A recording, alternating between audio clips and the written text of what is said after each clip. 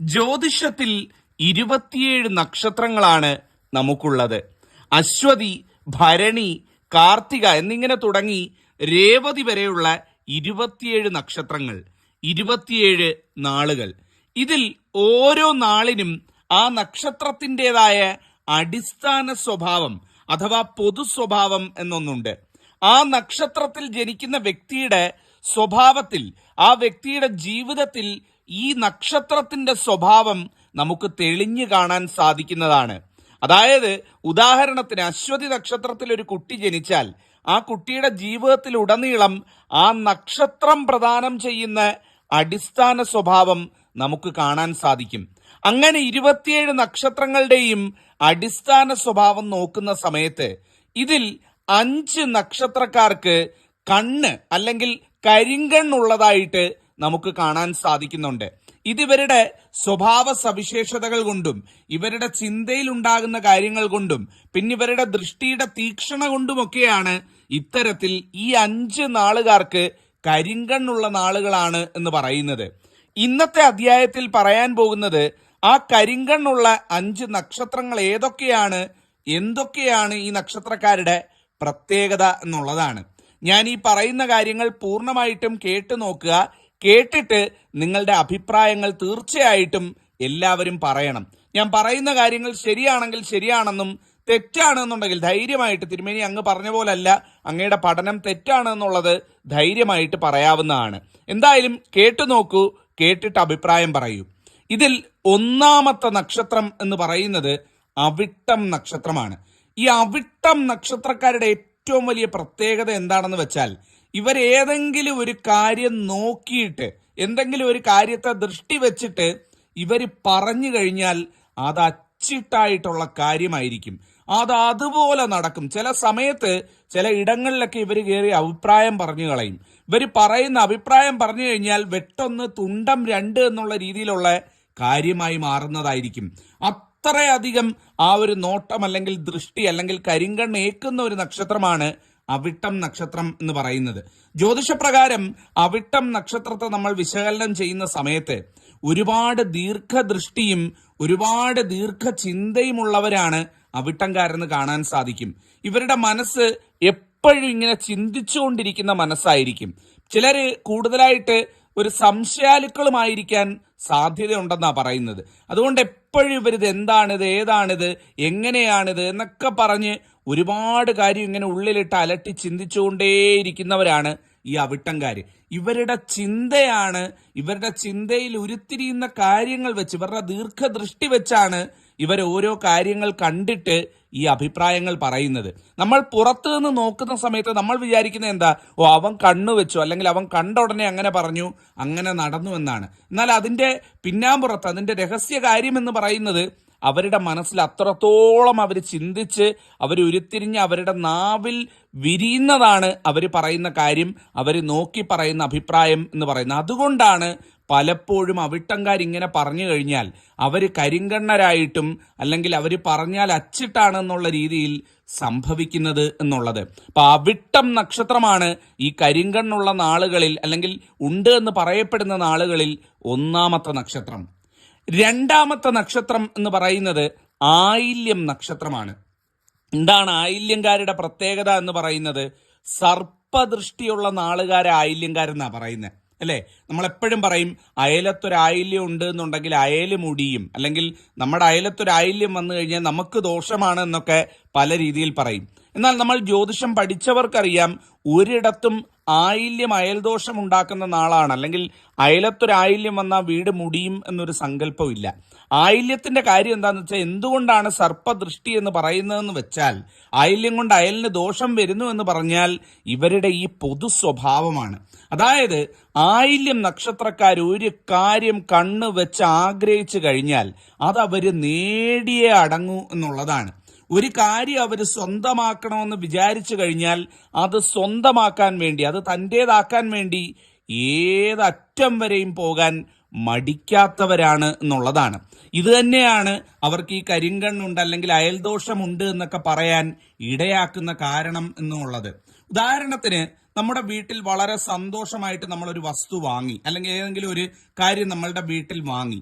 വാങ്ങുന്ന സമയത്ത് നമ്മളുടെ അയൽപക്കത്തോ അല്ലെങ്കിൽ നമ്മളുടെ അടുത്തോ അല്ലെങ്കിൽ നമ്മളുടെ ബന്ധുജനത്തിലോ ഉള്ള ഒരു ആയില്യംകാരൻ അല്ലെങ്കിൽ ഒരു ആയില്യംകാരി ഇത് കാണുകയാണ്. കാണുന്ന സമയത്ത് അവർക്ക് അതിനോട് വല്ലാത്തൊരു ഇഷ്ടം തോന്നുകയാണ്. എനിക്കും ഇതുപോലെ വേണം, അല്ലെ എനിക്കിത് വാങ്ങാൻ പറ്റിയില്ലല്ലോ, എനിക്കിത് വാങ്ങാൻ പറ്റുന്നില്ലല്ലോ, അല്ലെ എൻ്റെ സാഹചര്യം അങ്ങനെയാണല്ലോ എന്നൊക്കെ പറഞ്ഞ് ഇവരിങ്ങനെ മനസ്സിൽ ഇതിങ്ങനെ ഇട്ട് ഇവർക്കിത് സ്വന്തമാക്കണമെന്നുള്ള ആഗ്രഹം ജനിക്കുകയാണ് എന്നുണ്ടെങ്കിൽ അത് അവരുടെ മനസ്സിലൊരു ഏങ്ങലായി കിടന്നിട്ട് അത് നമുക്കൊരു എരിച്ചിൽ ദോഷമായിട്ടോ അല്ലെങ്കിൽ അതൊരു കണ്ണേറ് ദോഷമായിട്ടോ മാറുന്നതാണ് എന്നുള്ളതാണ് സത്യാവസ്ഥ. എന്നാൽ ചുമ്മാതെ ഒരു വസ്തുവിനെ ആയില്യംകാർ നോക്കിയാലോ അല്ലെങ്കിൽ ചുമ്മാതെ ഒരു കാര്യം നോക്കി എന്തെങ്കിലും പറഞ്ഞാലോ ഒന്നും സംഭവിക്കില്ല. പക്ഷേ അവരുടെ മനസ്സിൽ ഇതൊരു ഏങ്ങലായി കിടന്ന് എരിയുകയോ അല്ലെങ്കിൽ ഈ ഒരു കാര്യം കണ്ടിട്ട് എനിക്കത് സ്വന്തമാക്കണം അല്ലെ എനിക്കത് പറ്റിയില്ലല്ലോ എന്നുള്ള ഒരു എരിച്ചിലുണ്ടാവുകയോ ചെയ്തു കഴിഞ്ഞാൽ അതാണ് ശരിക്കും പറഞ്ഞാൽ നമുക്ക് ദോഷമായി തീരുന്നത്. ഈ ആയില്യംകാർക്ക് പൊതുവെ അത്തരത്തിൽ ചില കാര്യങ്ങൾ നോക്കി ആഗ്രഹിക്കുന്ന ഒരു സ്വഭാവമുണ്ട്. അതുകൊണ്ട് തന്നെ ഈ ആയില്യംകാർക്ക് പൊതുവെ കരിങ്കണ്ണുള്ള നക്ഷത്രമാണെന്നാണ് പറയുന്നത്. നിങ്ങളുടെ അനുഭവങ്ങളൊക്കെ ഒന്ന് പങ്കുവയ്ക്കുക. ആയില്യംകാർ അയലത്തൊക്കെ ഉള്ളവർ, ആയില്യംകാർ വീട്ടിനടുത്തും ബന്ധുജനത്തിലും ഒക്കെ ഉള്ളവരുണ്ടെങ്കിൽ നിങ്ങളുടെ അനുഭവങ്ങൾ തീർച്ചയായിട്ടും പറയുക. അടുത്ത നക്ഷത്രം എന്ന് പറയുന്നത് തിരുവാതിര നക്ഷത്രമാണ്. തിരുവാതിരക്കാരുടെ ഏറ്റവും വലിയ പ്രത്യേകത എന്ന് പറയുന്നത് ലോകത്തിലെ ഏറ്റവും ഉപകാരികളായിട്ടുള്ള മനുഷ്യർ ജനിക്കുന്ന നക്ഷത്രമാണ് തിരുവാതിര നക്ഷത്രം എന്ന് പറയുന്നത്. അതുപോലെ തന്നെ അപകടകാരികളായിട്ടുള്ള വ്യക്തികൾ ജനിക്കുന്ന നക്ഷത്രവും തിരുവാതിര നക്ഷത്രമാണ്. ഒരുപോലെ ഉപകാരിയുമാകും അതുപോലെ അപകടകാരിയുമാകുന്ന നക്ഷത്രമാണ് തിരുവാതിര നക്ഷത്രം എന്ന് പറയുന്നത്. ഇവർക്ക് ഒരാളോട് ദേഷ്യം തോന്നിക്കഴിഞ്ഞാൽ ആ ആളോട് ജീവിത അവസാനം വരെ ആ ദേഷ്യം വെച്ചു പുലർത്തും എന്നുള്ളതാണ്. ഇവർക്ക് ഒരിക്കലൊരു വിഷമം തട്ടിക്കഴിഞ്ഞാൽ പിന്നെ ഇനി എന്ത് എന്ന് പറഞ്ഞാലും, ഇനി ലോകം മൊത്തം വന്ന് പറഞ്ഞു എന്ന് പറഞ്ഞാലും ന്യായീകരിച്ചു എന്ന് പറഞ്ഞാലും ഇവരുടെ മനസ്സിൽ നിന്ന് അത് പോകത്തില്ല. ജീവിതകാലം അത് മനസ്സിൽ കിടക്കും എന്നുള്ളതാണ്. അതുകൊണ്ട് എപ്പോഴും തിരുവാതിരക്കാരോട് പെരുമാറുമ്പം അല്ലെങ്കിൽ തിരുവാതിരക്കാരെ പ്രകോപിപ്പിക്കാതിരിക്കുന്നതാണ്, തിരുവാതിരക്കാരെ ദ്രോഹിക്കാതിരിക്കുന്നതാണ് ഏറ്റവും നല്ലത് എന്ന് പറയുന്നത്. അത്തരത്തിൽ ഇവര് മനസ്സിൽ എന്തെങ്കിലും ഒന്ന് കണ്ണുവെച്ച് പറയുകയോ മനസ്സൊന്ന് എരിഞ്ഞ് പറയുകയോ ഒക്കെ ചെയ്തു കഴിഞ്ഞാൽ അത് നമുക്ക് വലിയ രീതിയിൽ ദോഷമായിട്ടുള്ള ഒരു കാര്യമായി മാറുന്നതാണ്. അതുകൊണ്ടാണ് എപ്പോഴും പറയുന്നത് തിരുവാതിരക്കാരോട് പെരുമാറുമ്പം, തിരുവാതിരക്കാരോട് ഇടപഴകുമ്പം വളരെ ശ്രദ്ധിക്കണം. കരിങ്കണ്ണുള്ള നാളാണ് തിരുവാതിരക്കാരെന്ന് പറയുന്നത്. അത് ഈ ഒരു സ്വഭാവം കൊണ്ടാണ്. അതുപോലെ അടുത്ത നക്ഷത്രം എന്ന് പറയുന്നത് അത്തം നക്ഷത്രമാണ്. നിങ്ങളുടെ വീട്ടിൽ ഒരു അത്തങ്കാരനോ ഒരു അത്തങ്കാരിയോ ഉണ്ട് എന്നുണ്ടെങ്കിൽ വളരെയധികം ശ്രദ്ധിക്കണം കേട്ടോ. കാരണം മറ്റൊന്നുമല്ല, അവരുടെ മനസ്സ് വിഷമിച്ചാൽ ന്യായം അവരുടെ ഭാഗത്താണെങ്കിൽ തീർച്ചയായിട്ടും അവര് കണ്ണുവെച്ചുകൊണ്ട് മനസ്സുരുകി പറഞ്ഞാൽ നമുക്ക് സർവനാശമായിരിക്കും ഫലം എന്ന് പറയുന്നത്. കടുത്ത ഈശ്വര ഭക്തരായിരിക്കും ഈ അത്തങ്കാരെന്ന് പറയുന്നത്. ഭഗവാനെ ഏറ്റവും കൂടുതൽ സ്നേഹിക്കുന്നവരാണ് അത്തങ്കാര് പൊതുവെ എന്ന് പറയുന്നത്. അത്തങ്കാരിൽ ഏറ്റവും നല്ല ഒരു ഭാഗവും കടുത്ത ഈശ്വര വിശ്വാസികളായിരിക്കും, ഈശ്വരനെ നിലനിർത്തി ജീവിക്കുന്നവരായിരിക്കും. അതുകൊണ്ട് തന്നെ ഇവരെന്തെങ്കിലും ഒരു കാര്യം കണ്ണുവെച്ച് വിഷമിച്ച് പറഞ്ഞു കഴിഞ്ഞാൽ അത് 100 മടങ്ങ് ദോഷമായിട്ട് നമുക്ക് വന്ന് ഭവിക്കുന്നതാണ്. എപ്പോഴും അത്തങ്കാരുടെ മനസ്സ് ആരെങ്കിലും വിഷമിപ്പിച്ചിട്ടുണ്ട് എന്നുണ്ടെങ്കിൽ, അവര് കണ്ണുവെച്ച് അവര് മനസ്സിൽ എരിഞ്ഞ് പറഞ്ഞിട്ടുണ്ട് എന്നുണ്ടെങ്കിൽ അച്ചിട്ടാണ് നാശമാണ് ഫലം എന്നുള്ളത്. അപ്പൊ ഈ കരിങ്കണ്ണുള്ള നക്ഷത്രങ്ങളിൽ ഏറ്റവും പ്രധാനമായിട്ട് എടുത്തു പറയുന്നത്, അടിസ്ഥാന സ്വഭാവം വിശകലനം ചെയ്യുമ്പം ഏറ്റവും വ്യക്തമായിട്ട് മനസ്സിലാവുന്നത് അത്തം നക്ഷത്രത്തിന് ഇത്തരത്തിലൊരു ദോഷം കൊടുക്കാനുള്ള കാര്യമുണ്ട് എന്നുള്ളതാണ്. അവർ ചുമ്മാതൊന്നും ആർക്കും ഇത്തരത്തിൽ കണ്ണുദോഷം വരുത്തത്തില്ല കേട്ടോ. അവരുടെ മനസ്സ് വിഷമിപ്പിച്ച് അവരുടെ ഭാഗത്ത് ന്യായമുണ്ട് എന്നുണ്ടെങ്കിൽ ആ ദോഷം ഉറപ്പായിട്ടും ഏൽക്കുന്നതായിരിക്കും. അടുത്ത നക്ഷത്രം, അവസാനത്തെ 5ാമത്തെ നക്ഷത്രം എന്ന് പറയുന്നത് ഭരണി നക്ഷത്രമാണ്. ഭരണിക്കാരുടെ ഏറ്റവും വലിയ പ്രത്യേകതയാണ് ഈ കരിങ്കണ്ണ് സ്വഭാവം എന്ന് പറയുന്നത്. ഈ നാളുകാർക്ക് ഏതെങ്കിലും ഒരു കാര്യത്തിൽ ആഗ്രഹം തോന്നിക്കഴിഞ്ഞാൽ അല്ലെങ്കിൽ മനസ്സിൽ ഏതെങ്കിലും ഒരു കാര്യം പറയണമെന്ന് തോന്നിക്കഴിഞ്ഞാൽ അതിവര് ആ ഒരു കാര്യത്തെ നോക്കി അല്ലെങ്കിൽ ആ ഒരു വ്യക്തിയെ നോക്കി പറഞ്ഞു കഴിഞ്ഞാൽ അച്ചിട്ടായിട്ട് അത് സംഭവിക്കും എന്നുള്ളതാണ്. കരിങ്കണ്ണും ഈ വീഡിയോയിലുടനീളം തിരുമേനി പറയുന്നത് ചില പ്രത്യേകതയുള്ള നക്ഷത്രങ്ങളുള്ളവരെ പറ്റിയാണ്. അതായത് കരിങ്കണ്ണുള്ളവരെ പറ്റിയും ദീർഘദൃഷ്ടിയുള്ളവരെ പറ്റിയും സത്യമുള്ള നക്ഷത്രങ്ങളെ പറ്റിയും അങ്ങനെ പല വിഭാഗത്തിൽപ്പെടുന്ന നക്ഷത്രങ്ങളുള്ളവരെ പറ്റിയാണ് പറയുന്നത്.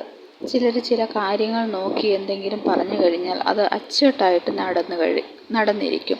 അങ്ങനെയുള്ള നക്ഷത്രങ്ങളെ പറ്റിയും ചിലർ അഭിപ്രായങ്ങൾ പറഞ്ഞാൽ അത് യാതൊരു വിധത്തിലും തെറ്റാതെ അത് കാര്യങ്ങൾ നടക്കുന്നതിനെ പറ്റിയുമാണ് ഈ വീഡിയോയിൽ തിരുമേനി പരാമർശിക്കുന്നത്. അങ്ങനെ സത്യമുള്ള ചില നക്ഷത്രങ്ങളുടെ കാര്യങ്ങളാണ് ഇതിൽ പൂർണ്ണമായും പരാമർശിച്ചിട്ടുള്ളത്. എൻ്റെ വീഡിയോ ആദ്യമായി കാണുന്നവർ ഇതൊന്ന് സബ്സ്ക്രൈബ് ചെയ്ത് സപ്പോർട്ട് ചെയ്യണമെന്ന് അഭ്യർത്ഥിക്കുന്നു. നന്ദി, നമസ്കാരം.